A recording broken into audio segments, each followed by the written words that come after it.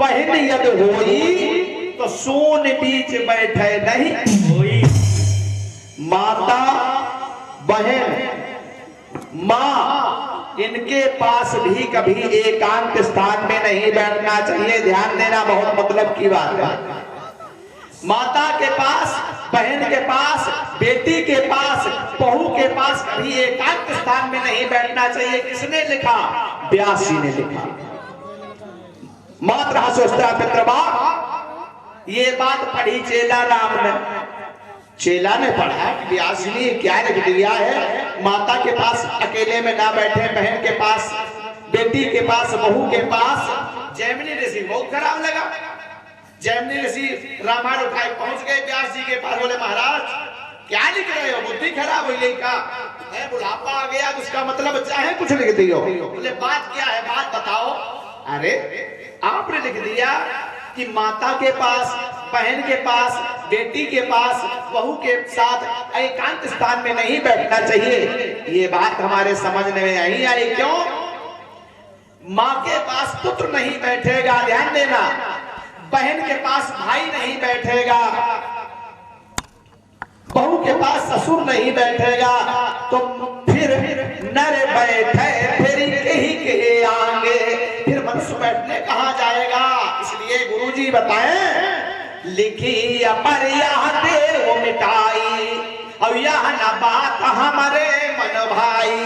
ये जो आपने लिखा है इसे मिटा दीजिए, ये बात हमारे समझ में नहीं आ रही है। गुरुजी बोले चेला हमारी न्यूनता है आज पूरी के अलावा। हाँ, आज निमंत्रण हुआ था।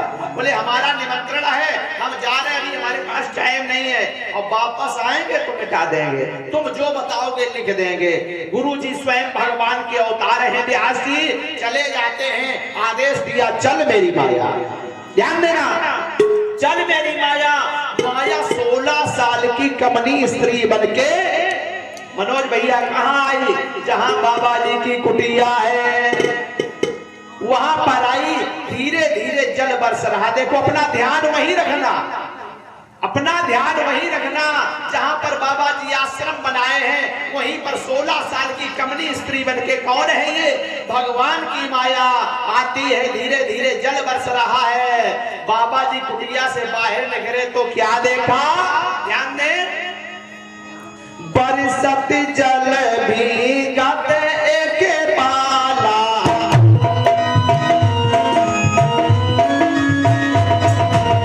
बरसत जल भीगत एक बाला, बरसत जल भीगत एक बाला, राम सुंदरी नारी रसाला, राम सुंदरी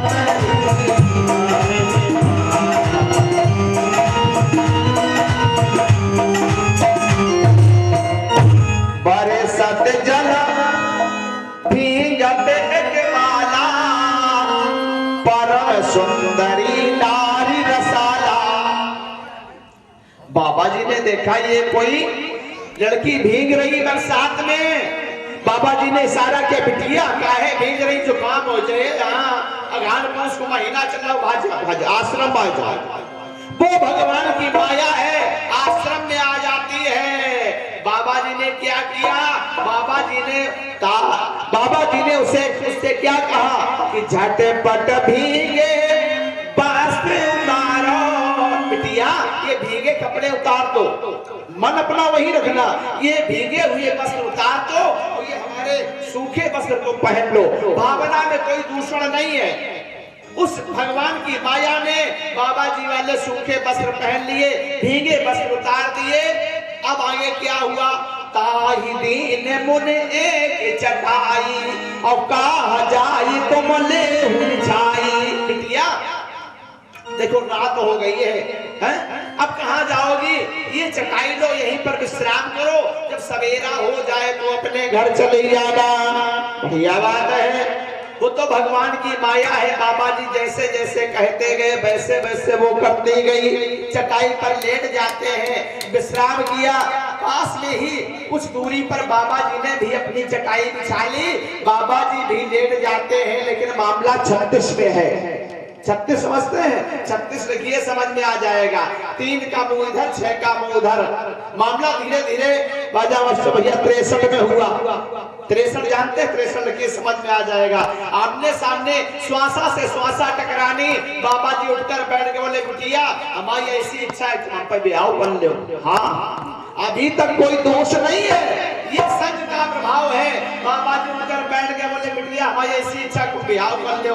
बिटिया उठ के बैठ के बोले, बाबा जी ने तुम्हारी इच्छा हुआ है, हमारी इच्छा लेकिन क्या है? बोले मड़ाऊ कहाँ से लाए हो? बिना मंडप के, बिना पंडित जी के ब्याह नहीं हो पाएगा। जैमिनी जी बोले, पंडित हमको नहीं है। बोले फिर पंडित जब आप खुद है, मंडप कहाँ से लाओगे? बोले सुनो, ये भी समस्या का हल है। जब कोई बड़ा सवाल लगाना पड़ता है तो माना कि जैसे ये गोला है, ये हारमोनियम है, माना कि हारमोनियम का रेट नहीं मालूम है। बोले माना कि हारमोनियम का रेट ₹1 है, यहाँ में गुणा करके निकालो, हारमोनियम पैसा निकल रहे, फार्मूला है। बोले मंडप नहीं, मान लो जो अपना जो आश्रम है, यह मंडप है। सही बात है, आश्रम को ही मंडप मान लो और यही के आसपास साथ घूम लो। तुम पत्नी हम पति, क्या बात है, जुगाड़ बढ़िया है। बाबा जी का ग्रंथि बंधन होने लगा। रात के 12 बजे गांठी जोड़ी जाती है। भावरों का नंबर आया, पहली, दूसरी, तीसरी और जहां चौथी का नंबर आया, जानते हो क्या हुआ? ही चौथी का नंबर आया तो उसके पैर में कांटा लग गया। उस लड़की के जो भगवान की माया है, पैर में कांटा लग गया। बढ़ जाती है, रोने लगी। बोले बाबा जी अब तो हमसे एक कदम भी नहीं चला जाएगा। बाबा बोले जब ब्याह नहीं हो तब तो बाबा बने। आज जैसे तैसे जुगाड़ लगी तो कांटो लग गए इनके। बताओ, हमसे एक कदम भी नहीं चला जाएगा। बोले फिर क्या करें? अब तो रात में रिक्शा नहीं मिले, मोटरसाइकिल नहीं मिले, कैसे व्यवस्था हो, कैसे ये विवाह होगा? बोले बाबा जी एक उपाय बताएं। बोले बताओ। बोले तुम घोड़ा बन जाओ। हाँ, अरे घूमते भाई आसपास, तुम घोड़ा बन जाओ। बोले फिर? बोले हम तुम्हारे ऊपर बैठ ले। 3 भावरे की बात रह गई। बोले ये भी ठीक रहेगा। आज भगवान ये घोड़ा बन जाते हैं बाबा जी, और भगवान की माया जो है आज इन पर सवार हो जाती है। और ध्यानचंद भैया जो घोड़ी पर बैठता है उसके हाथ में क्या होता है? चाबुक। हाथ लीने चाबुक के बिकेराला, हमारे ओढ़ेल धारी।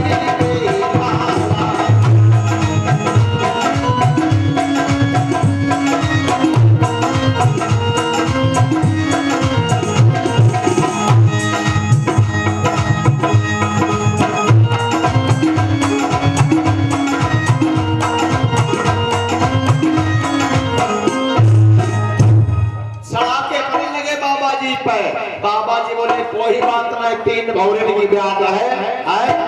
मारे कोटे मोने का छोटा ही बोले, कुटिया जाओ देश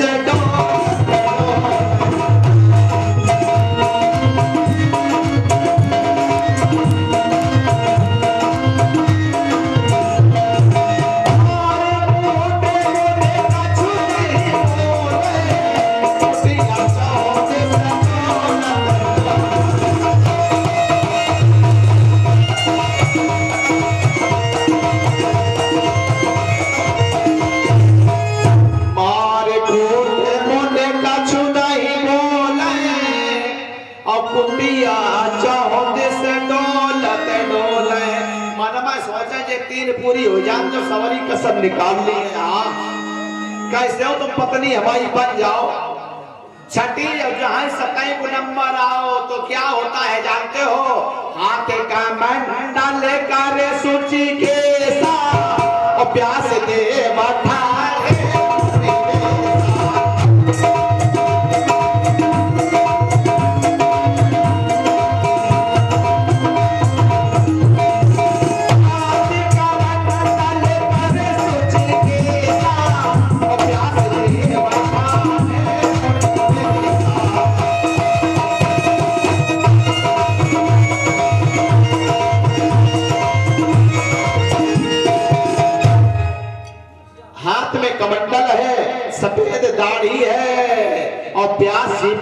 हो जाते हैं। बाबा जी ने ऊपर सर उठाया तो गुरुजी तैयार है, पीछे देखे तो ना लड़की है ना माया है, खाली सलाके पर से पिछी उधनी डरी। चेला राम ने हाथ जोड़े, पैरों से गिर पड़े, बोले प्रभु जो तुमने लिखा है सही लिखा है। माता हो, बहन हो, बेटी हो, इनके साथ कभी एकांत स्थान में नहीं बैठना चाहिए। क्यों? बोले काबा हो ना कर ये काम में विश्वास। ये कामदेव इतना बलवान है कि किसी भी क्षण आपको छल सकता है, इसलिए कभी भी कामदेव पे भरोसा नहीं करना चाहिए। गुरुजी ने कहा चेला बेटा मैं बोलूंगा गुरुजी जो तुमने लिखो वो सही लिखो। हाँ